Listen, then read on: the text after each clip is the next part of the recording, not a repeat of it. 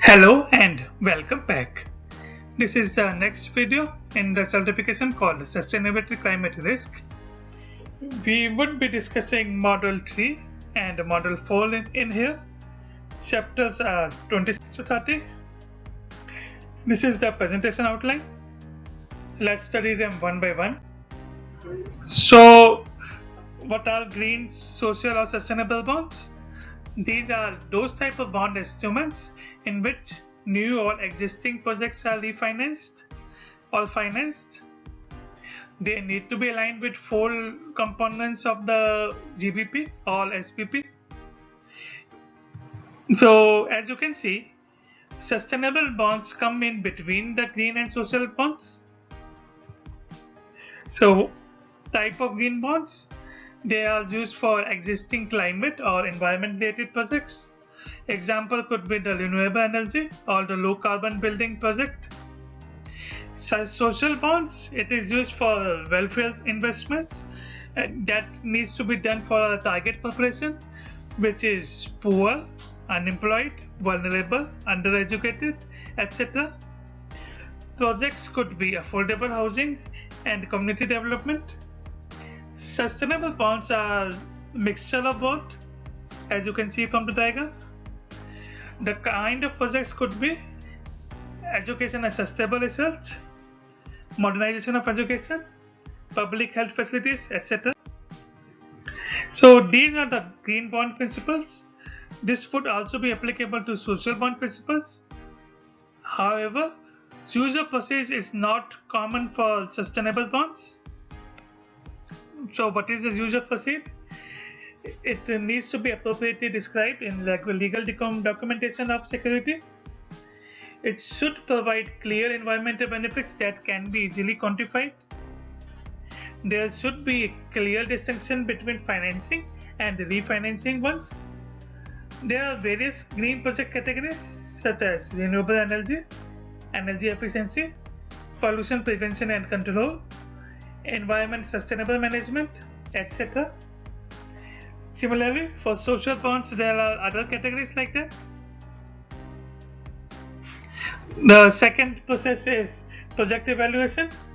So there needs to be environment sustainable objectives.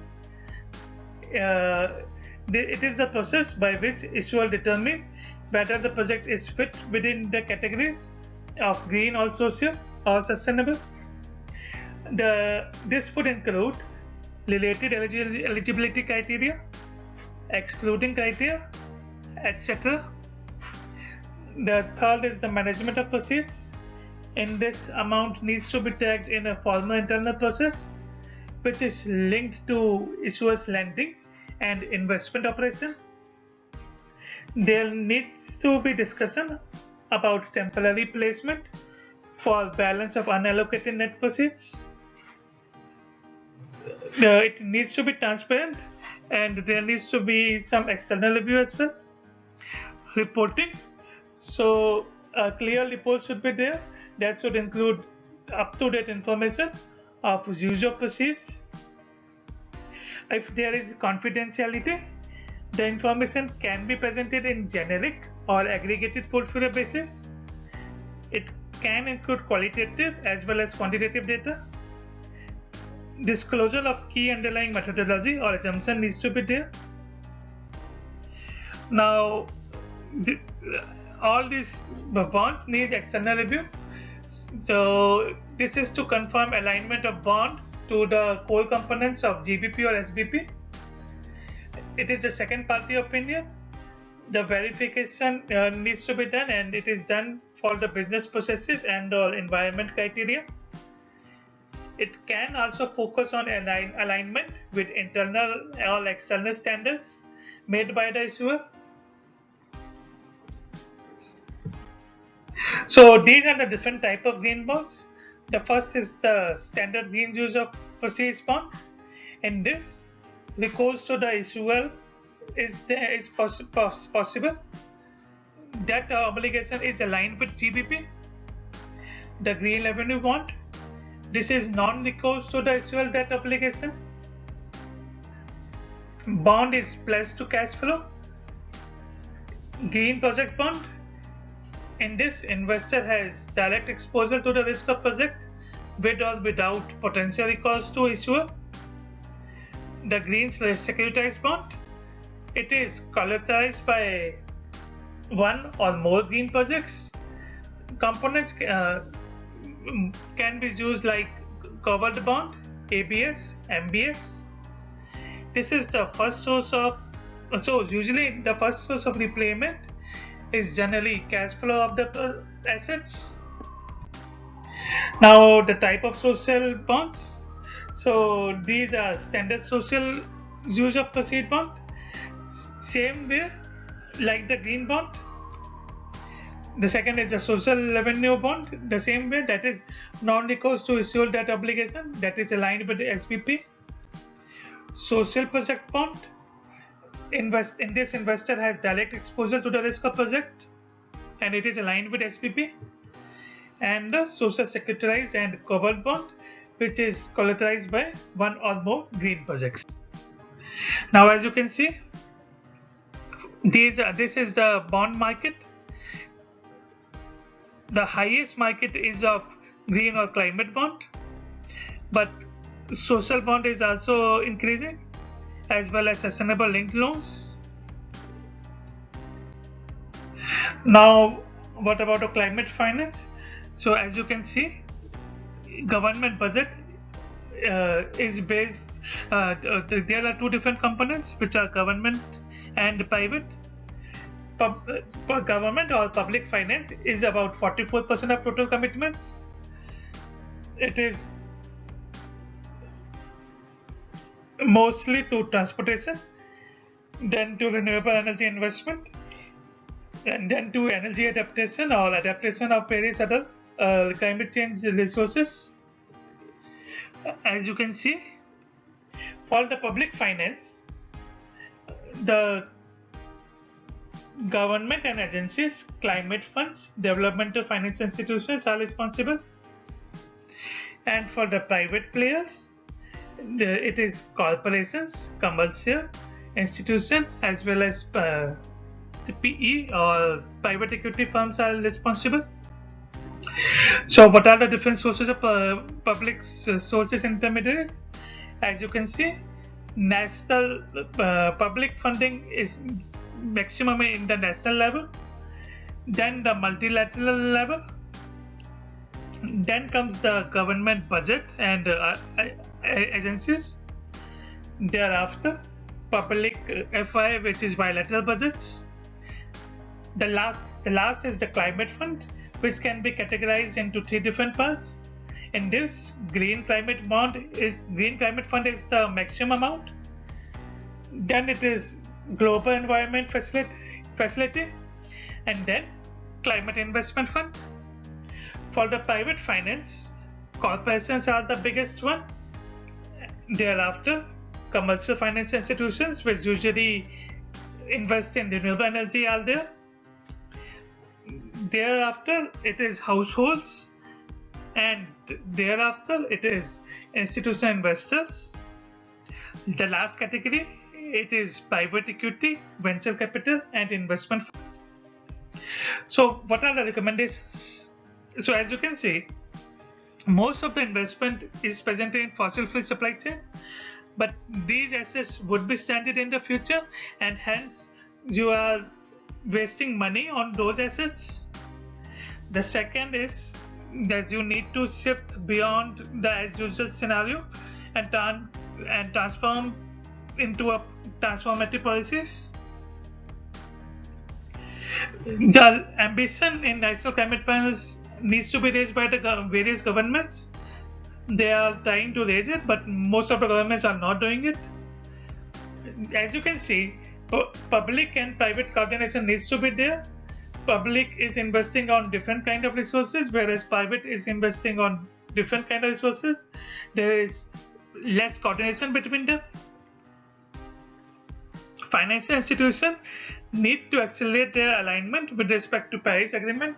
Most of the financial institutions are still investing in fossil fuel, which is against the Paris Agreement. Capital market and banking.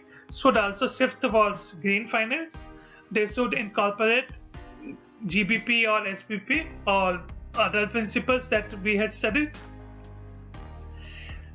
One of the problem with public institution is that there is quantity but there is less quality, and public institution needs to be accountable for every dollar and ensuring quality. Lastly, information and communication needs to be to different parties, and as more and more information is there would be transparency, which would help in development of financial agencies. So these are the different categories of climate related metrics and associated risk types.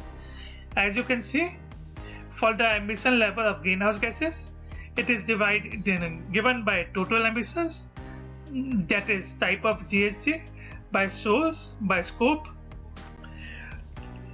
For the first three, you can see that there are in the middle there is an intensity.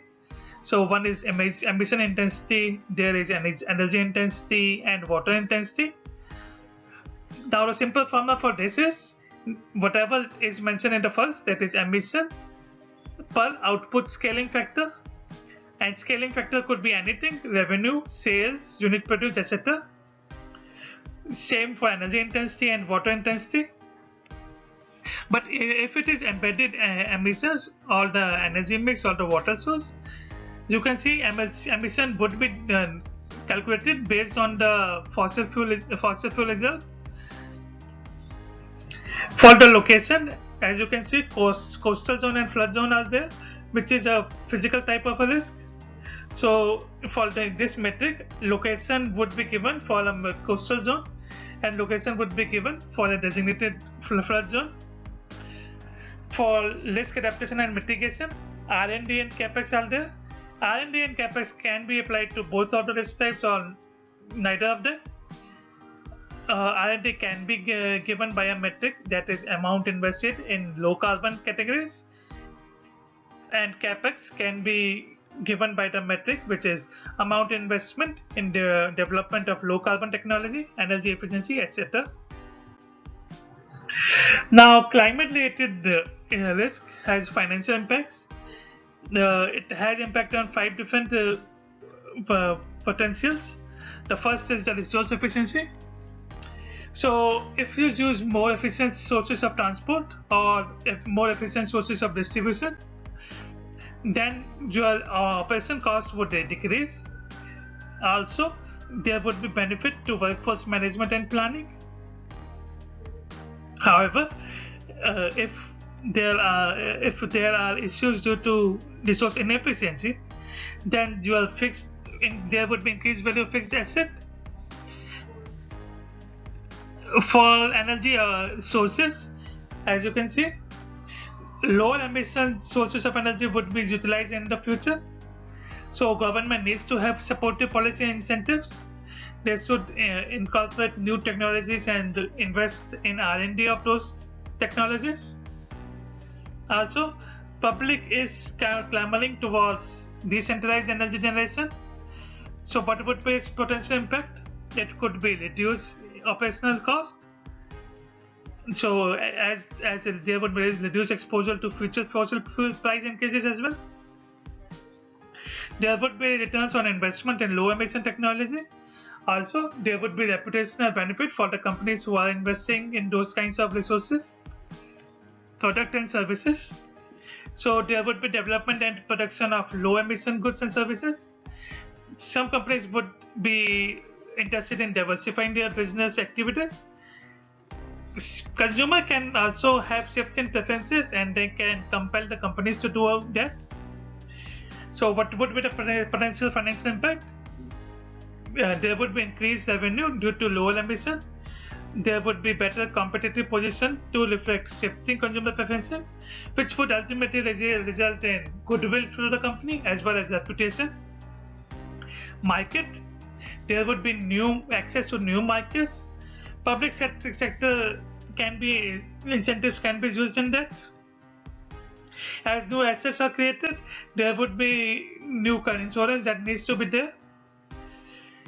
The potential financial impact would be that there would be revenues that would be increased due to new and emerging markets, and there would be diversification of financial assets, resilience. So firms would participate in renewable energy programs. They would diversify their resources. This would increase the market valuation through resource planning and increase the reliability of supply chain and the third-party infrastructure. Also, this would increase the revenue for new products and services based on resilience. These were the topics that were discussed in this 5 chapters. I hope you like this video. Subscribe to this channel, like, share and comment, and we will meet soon.